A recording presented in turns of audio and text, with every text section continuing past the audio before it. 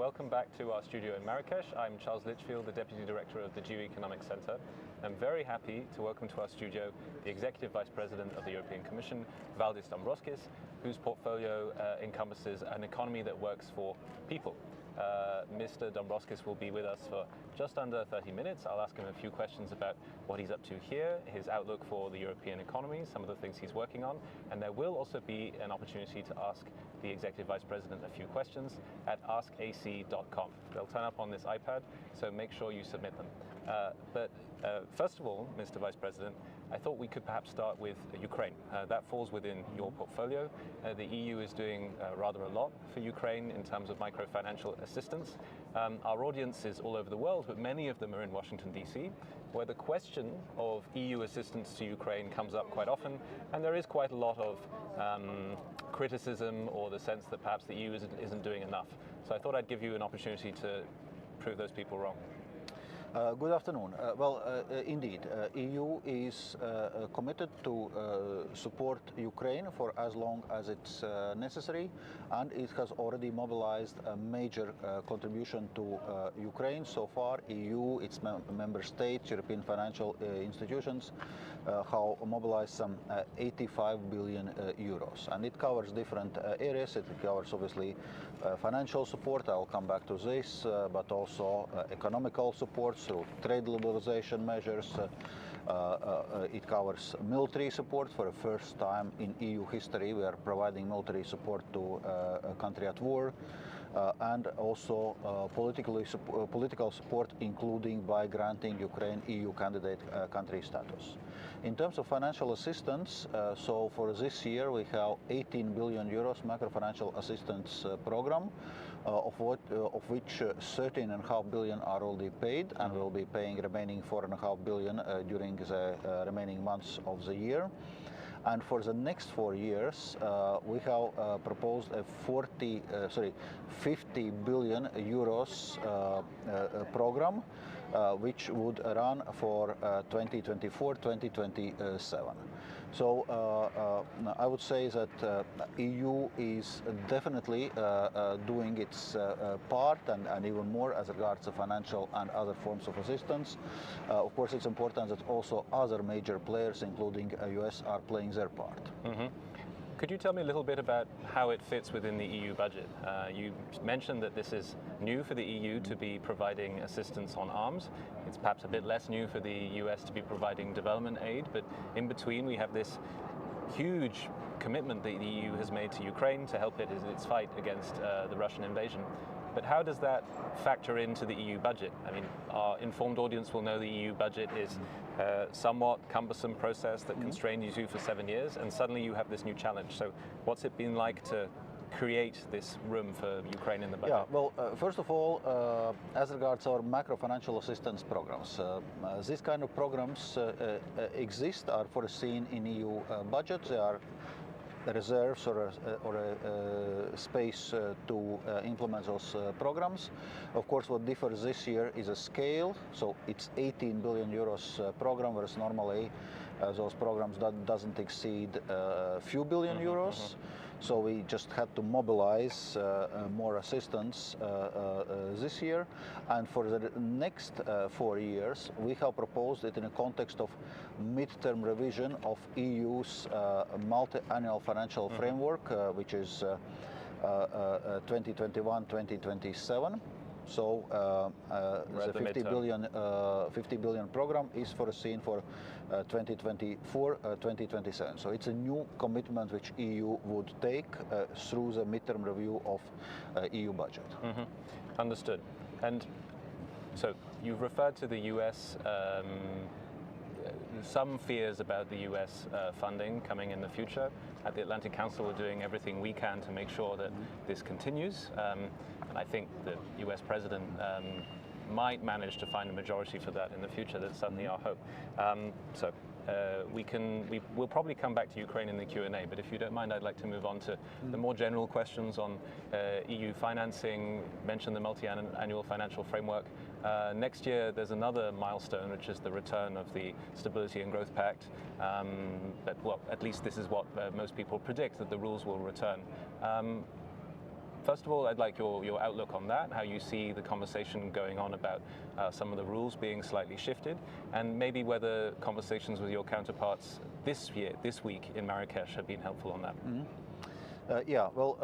First of all, if you look at our broader macroeconomic environment, I think the challenges we are facing are quite similar. Yep. We are dealing with a high inflation. Obviously, in EU, we are sensing more impact and more disruption from Russia's aggression in Ukraine. So our economic growth outlook for this year and next is more modest. So this year we expect 0.8% growth. Next year we expect 1.4% growth, so a mild rebound. Mm-hmm. And what's important in this context is to have a right policy mix where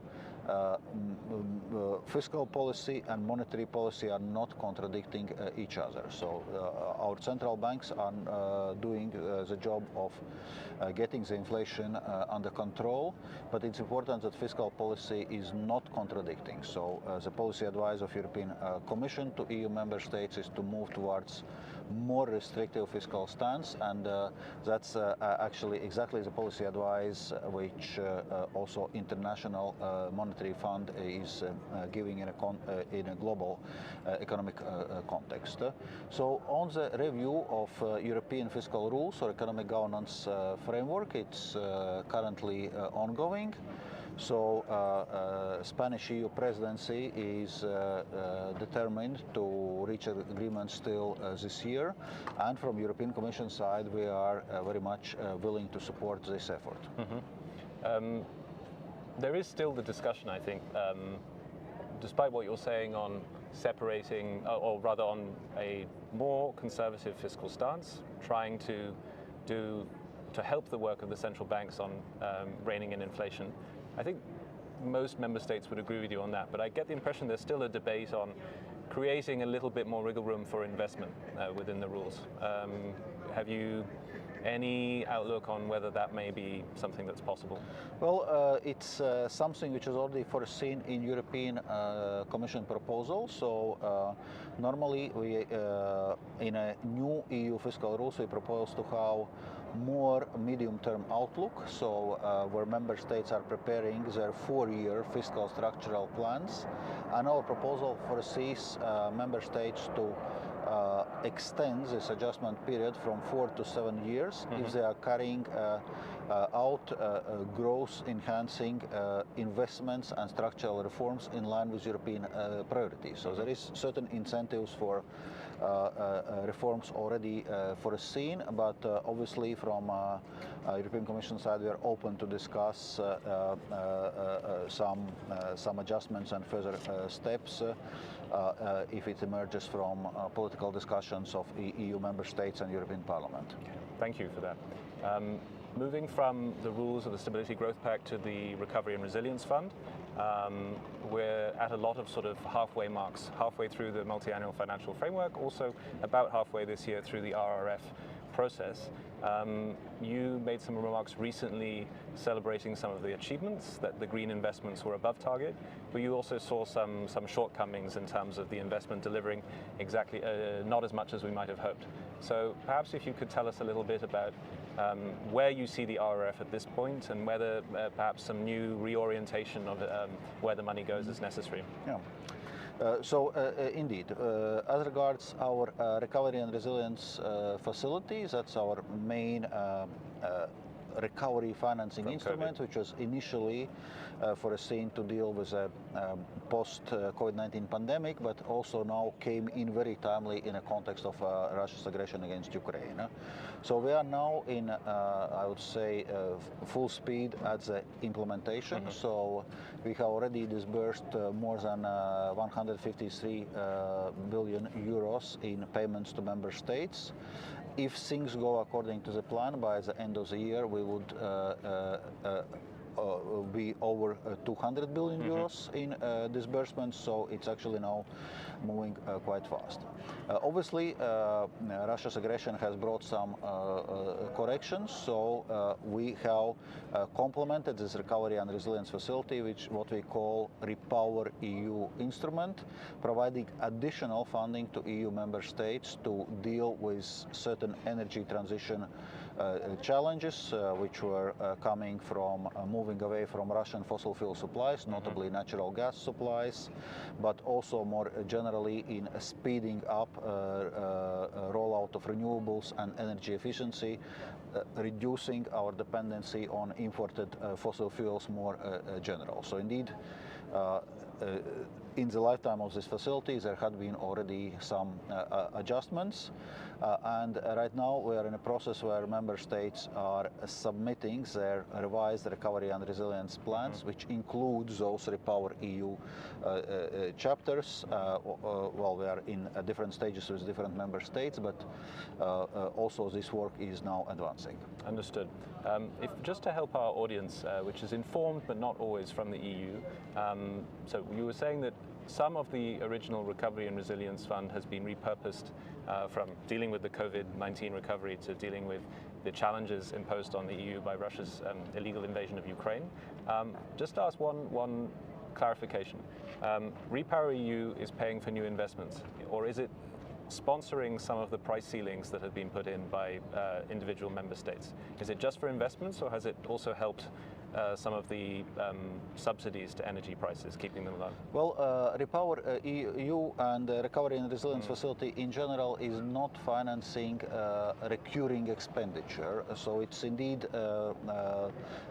financing for investment and support for structural reform. So in this case, also Repower EU, this additional funding which we now put is for investments, as I said, to address some immediate issues of needing to move away from Russian fossil fuel supplies. Like, for example, gas was supplied from Russia through pipeline. We are not longer receiving this gas. There may be a need for LNG terminals. There may be a need for some different gas pipelines, connectors. So we're talking these kind of things, kind of quick fixes in a context of moving away from Russian gas, but also, as I said, renewables and energy efficiency. Okay. So I think that covers the finance part of what we wanted to talk about. I'm reminding our viewers that on askac.com you can submit questions, including on what we've just covered. So if you don't mind, Executive Vice President, I'd like to move on to the trade part of your mandate. There's a very important US-EU summit in the coming weeks, and that summit also marks a deadline that the US and the EU have set themselves on steel and aluminium, negotiating a deal that should hopefully help them remove tariffs that have existed since the Trump presidency and move on to quite an innovative relationship, which includes the carbon aspect of steel and aluminium. So I think we'd be very grateful for any update on how that's going, and then more broadly, your expectations for the summit in a few weeks. Maybe let me start with this last question. What we are seeing also now in recent days and weeks, that global geopolitical context is not getting easier. It's getting more complicated. EU and US are strategic partners, we are allies, so obviously we need to work together to see how we address those geopolitical challenges and how we face globally more conflictual geopolitical situation. From that point of view, this summit comes at a very important time. As regards our global steel and aluminium arrangement, indeed, we are working with this month's deadline in mind. Our teams are now engaging very intensively, and indeed, so we are looking for ambitious agreement which allows us to address global steel overcapacity, greening of the industry, and also put an end, as you're mentioning, to those Trump-era tariffs. And so it's been interesting to follow as an external observer that the summit has come during the month where we've known there's been a deadline for a long time. So a lot of us have been following this negotiation. We've known there's a deadline in October, and now there's a summit. This has filled some people with optimism in the US. the coincidence between a summit and a deadline may mean there's some positive announcement to be had, but not everyone is optimistic about it. So if there's any hint you could give us about what to expect within what you can say, we'd be very grateful. We are making progress. We are not quite there yet, but I think the gaps which we need to bridge, I'm modestly optimistic that we'll be able to bridge those gaps and arrive at the agreement. Could you describe for our viewers what the nature of the gaps is? Well, as those are ongoing negotiations, I would now not go in into general terms, details. what has been over the past few years the difference between the US and the EU approach? Well, I would say we agree on the policy goals which we want to achieve. There is no contradiction there, but we operate within very different legal systems with different political sensitivities. So we need to find an approach which allows both of us to reach those policy aims, in a sense, leaving some flexibility how exactly each side is achieving those aims. Understood. There's also another summit before the end of the year between the US and the EU, the Trade and Technology Council. The TTC was created just before Russia's invasion or fully fledged invasion of Ukraine, and has had some achievements to its name. There is a sort of pernickety criticism sometimes that it's too much about technology and not enough about trade. But I would be curious about your outlook on how all those working groups are working. So just for our viewers' awareness, the TTC is an opportunity for lower down the echelons in the European Commission and the US government, for regulators, for policymakers to work together on issues where, in principle, the US and the EU think the same. And it does have some achievements in some of the working groups, but not all of them. So any insights on your expectations for the TTC in December would be appreciated as well. On TTC, indeed, it provides us a platform for cooperation, to extend possible coordination in a broad range of areas covering trade, covering different technological aspects, new and emerging technologies. This is a format which we set up in an absence of formal trade agreement between EU and US, and I think it proves useful, also allowing to understand better each other's positions, agreeing on certain steps both in areas of technology and in areas of trade. Indeed, one can discuss that probably technology track is doing somewhat better than trade track, and we need to see what more we can do, for example, on trade facilitation side, because there is lots of also, I would say, demand for this on both sides of the Atlantic, from our industry, from our stakeholders. There is any priority you'd have on trade? I would now mention, for example, Transatlantic Initiative on Sustainable Trade, where we agreed in a last TTC on a work program. So taking stock of this implementation would be important, and to set the further work, because we believe that we are both better off addressing climate change if we work together this and kind of ideally work towards transatlantic green marketplace. I want your response, if you don't mind, on quite a fashionable idea in Washington, that the EU actually has been quite influential of US policy. Only recently it was quite normal to talk about decoupling in Washington, and ever since President von der Leyen's speech where she used de-risking, funnily enough, US policymakers have started using de-risking. Do you claim any credit for that? As you rightly noted, it was President von der Leyen. I should mention the decoupling and the de-risking is about China usually. Yeah, indeed.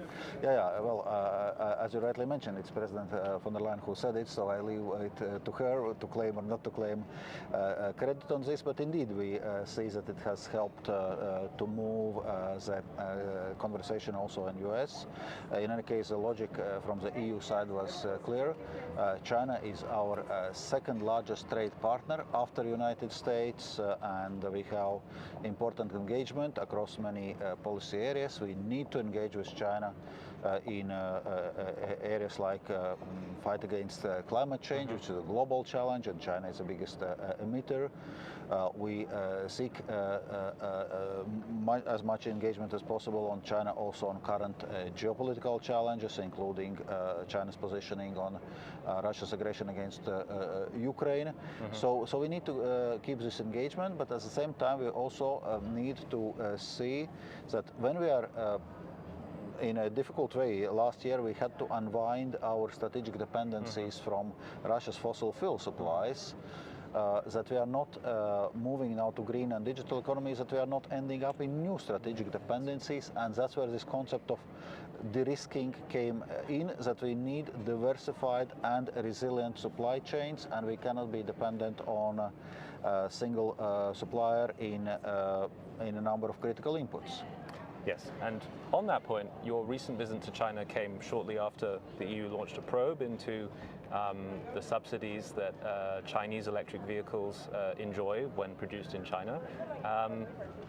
The probe is ongoing. I'm assuming there isn't so much you can say about it, but I'm curious about the response when you explained what was going on in the EU and what your outlook is on EU-Chinese trade relations. Now that we are in this environment where certainly we're not decoupling, but de-risking is the principle that the US and the EU at least share.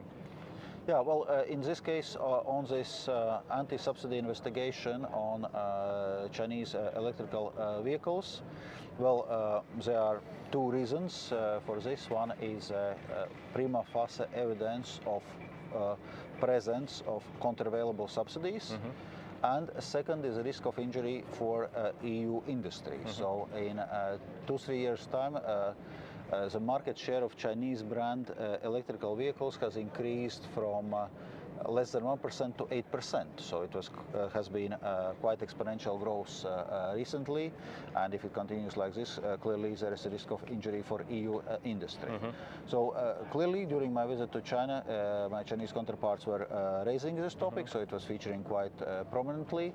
I was reassuring them that we are going to conduct this investigation in a fact-based manner, fully in line with applicable EU and WTO rules and principles. And that's important that also Chinese companies who will be part of this investigation are cooperating with this, so that we can have a facts-based and proportionate response.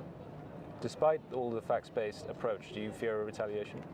First of all, anti-subsidy investigations is a well-established tool within both EU and WTO toolbox. If there are subsidies which are trade distortive, WTO members have a right to use these tools. So we do not see any kind of scope for retaliation. And as I was saying, clearly it's going to be rules and facts-based investigation. All right.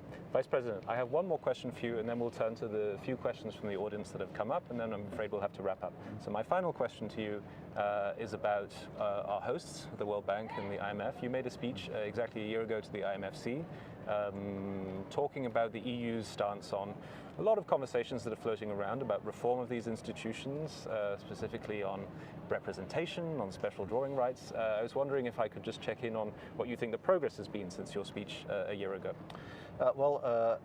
I think we are approaching agreement on IMF quota increase, with what's called this equiproportional quota increase, which is important at this stage, providing IMF with more and more stable financing, so converting... So increasing the financing. Yeah, basically yes. Increasing the financing. Okay.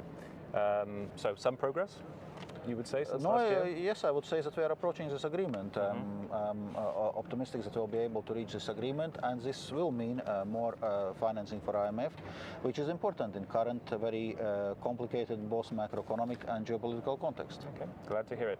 So a few brief questions for you, Executive Vice President, and then we will wrap up. The first one, so I did warn you that the questions from our audience, though informed, might be a little bit more a little bit quicker. So the first is from CNN, and it's on EU-Mercosur. Any prediction on when the FTA might be signed? Yeah, well, on EU-Mercosur agreement, we are committed to this agreement from the EU side. As you know, there had been a number of concerns raised on certain environmental aspects, notably deforestation in Amazon. So we propose to Mercosur to have additional sustainability instrument addressing those concerns. Recently, we have received a Mercosur response to our proposal, and our teams are currently engaging and trying to find, so to say, a landing zone which is agreeable for both sides. And a broader question on free trade agreements. The EU's moving to de-risking, some would say Fortress Europe. I mean, not all member states are comfortable with that sort of expression.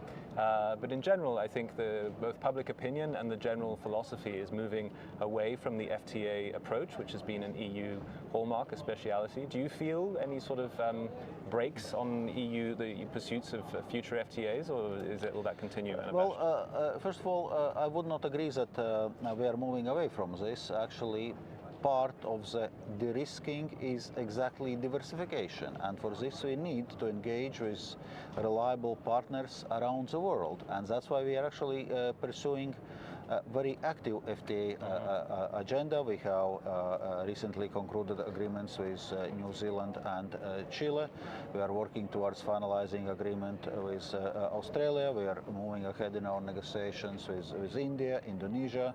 We hope to get over the finishing line agreements with Mercosur, Mexico. We recently concluded economic partnership agreement with Kenya.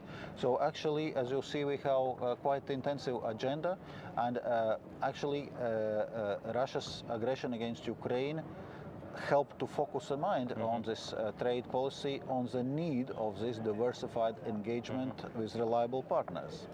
Okay, and then the final question is about the carbon border adjustment mechanism. Somewhat difficult topic when speaking from a US think tank, given the views on the EU CBAM are quite diverse and some quite skeptical in the US. But I just want your take, as this is a question from CNN as well. First of all, on when you think it will be concluded and what your outlook is for whether it will help the EU meet its sustainability goals or not. Well, actually, CBAM is already applicable as of this month as a reporting obligation. As a payment obligation, it will come in 2026. So it allows us also some time to prepare the system. You had any surprises in the reports you've seen? Well, it's just applicable from 1st of October, so it's still to come. But I just want to underline once again that when we were designing CBAM, we were very careful to design it in a WTO compatible way. And the key word for this is non-discrimination. So now when we are starting to put price on carbon on our energy intensive industries like steel, aluminium, cement, fertilizers, electricity, question is how we deal with carbon leakage. So we are putting the same price of carbon also on imported goods as we are putting on domestically produced goods. And any price of carbon third country industries are paying in their countries will be offset from CBAM. So it clearly shows that it's non-discriminatory and environmental measure. Thank you very much, Executive Vice President.